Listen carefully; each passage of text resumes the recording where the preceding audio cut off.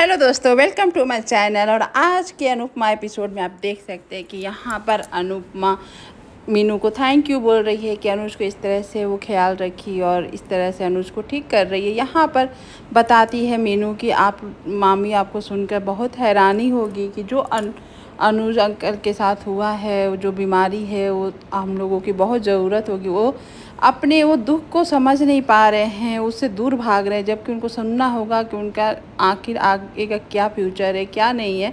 तो आपको इस पर हिम्मत रखनी होगी। यहाँ अनुपमा बोलती, क्या हुआ बेटा, बोलना, जो होगा हम लोग हिम्मत से सब सही करेंगे। तो वो बताती है कि अनु सर को बताना होगा कि यहाँ पर सिर्फ आदिया को याद करना चाहते हैं और किसी चीज़ को याद है लेकिन भूलना चाहते हैं। सब चीज़ याददाश्त उनका गई नहीं है, वो लेकिन भूलने की कोशिश कर रहे हैं, इसलिए हम लोगों को ज़्यादा मेहनत करनी पड़ेगी। ये सुनकर अनुपमा बोलती है, तुम जो बोलोगी वही करेंगे मीनू, लेकिन तुम अपने मामा का भी थोड़ा सोचना कि अगर तुम कुछ करोगी यहाँ इलाज उलाज तो यहाँ मामा गुस्से होंगे, यानी कि बनराज गुस्सा होगा। यहाँ मीनू बोलती है कि मैं एक मीनू के भांजी के साथ साथ मैं एक डॉक्टर भी हूँ, डॉक्टर का फ़र्ज़ होता है।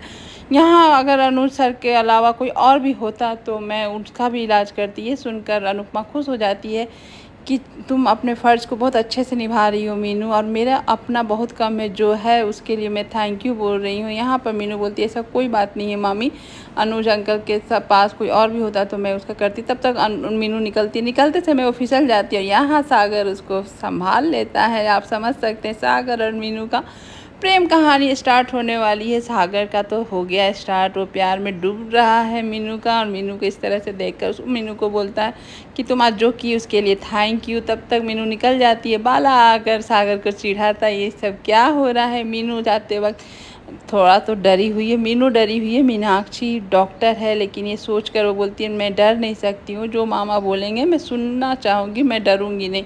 यहाँ पर आती है देविका, अनुज के पास आकर बैठकर उसको बात करना चाहती है, उसको समझाना चाहती है।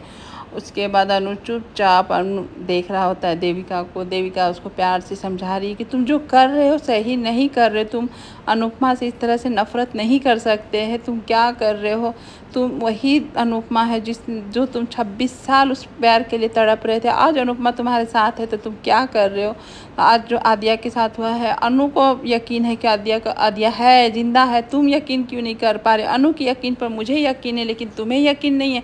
तुम बस आदिया करके बस वही दुख में तकलीफ़ में हो। लेकिन अनुपमा का देखो, अनुपमा तुम्हारा जब एक्सीडेंट हुआ था तो यहाँ पर तो वहाँ पर तुम्हारा एक्सीडेंट के साथ साथ अनुपमा का भी एक्सीडेंट हुआ था, और भी मर के बची है। और तुम यहाँ पर अनुपमा के दर्द को समझ नहीं रहे हो।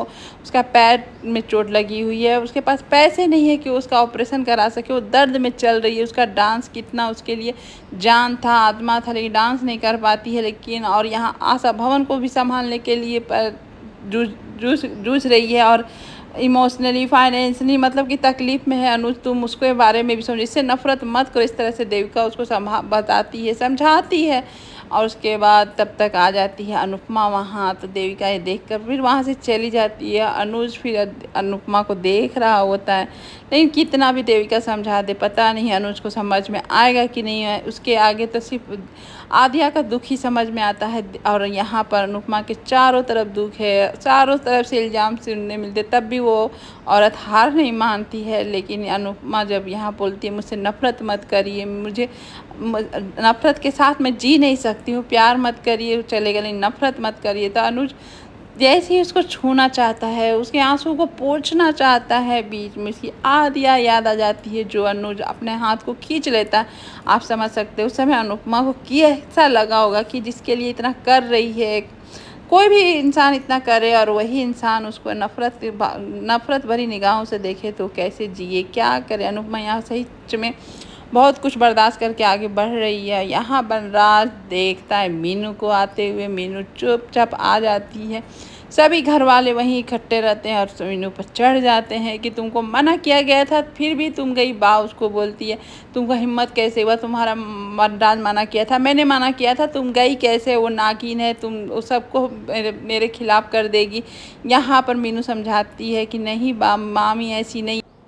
यहाँ मीनू के लाख बोलने से भी यहाँ बा अनुपमा को ही नागिन बोलने लगी। बोलती राखी दबे को नागिन बोलती थी, लेकिन वो नागिन है, सबको निगल लेती है, बाबूजी को मेरे खिलाफ़ कर चुकी है। यहाँ पर जैसी बोलती है मीनू को मेरी पूरी बात सुनी था, तो उसे बोलता बोलिए देवी जी अपनी पूरी बात बताइए। तो बताने लगती है कि मैं कैसे अनु सर को हेल्प की और उनके साथ गई। मैं एक डॉक्टर हूँ तो भूल नहीं सकती हूँ, मैं डॉक्टर होने के पहले हम लोग शपथ लेते हैं, उस शपथ को मैं तोड़ नहीं सकती हूँ। इस तरह से वो बता रही थी कि मैं अपने जो फ़र्ज आगे आएंगे मैं करूँगी, मैं डॉक्टर एक भगवान का रूप होता है। यहाँ पर बनराज उठता और गुस्से में बोलता है कि तुम ना शपथ को नहीं भूल सकती, लेकिन परिवार के प्यार को भूल सकती हो, परिवार के केयर को भूल सकती हो। यहाँ पर मीनू फिर भी नहीं डरती और बोलती है मामा मीनू डर सकती है, मीनाक्षी डॉक्टर मीनाक्षी कभी पीछे नहीं हट सकती है। जो मुझे लगेगा कि मेरी ज़रूरत है किसी को तो मैं करूँगी, और मैं डॉक्टर हूँ तो मैं भूल नहीं सकती हूँ, मेरी ज़रूरत थी अनुज सर को तो मैं की हूँ।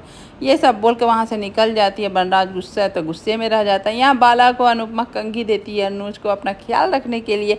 अनुज वो ख्याल रखना चाहता है क्योंकि बताई है मीनू कि अगर आप सही से नहीं रहेंगे तो आपको कैसे पहचानेगी आद्या, और चाहे भाग जाएगी यहाँ से।